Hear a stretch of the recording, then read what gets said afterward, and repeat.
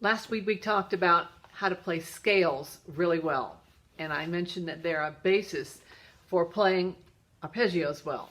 Well, the scales need to have the unoccupied hand, the natural placement, the thumb and the fifth finger placing correctly, and a minimal of movements.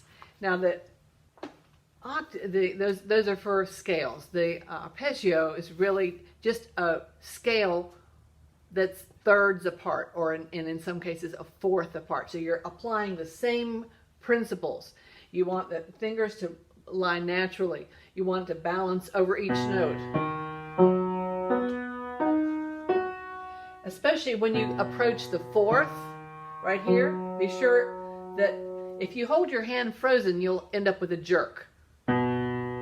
If you hold your weight and don't move your hand at all, you end up with this. You see that jerk? Now, that means my hand is coming in fast, and I'm probably going to have a louder note, and that's going to end up with, I'm going to have an accent there, which we're trying really hard to avoid. So balance over each note. Again, play up in the keys. One of the hardest is E flat minor, because you go on all black notes.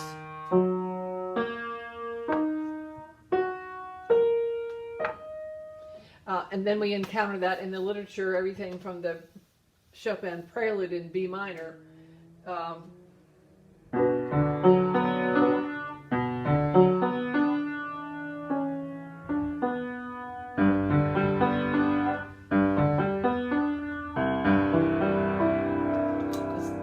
The same principles apply there. You see, those are snippets of arpeggios. And of course, at the end of the E minor waltz, which I mentioned a week or two ago, you have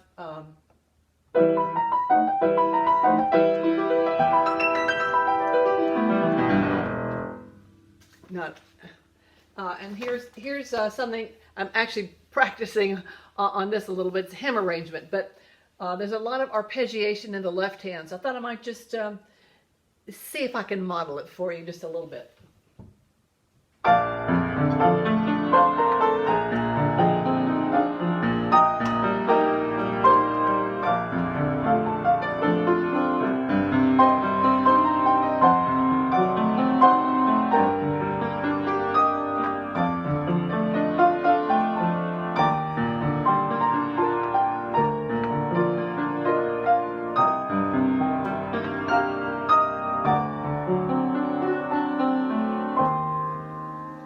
So you see that if you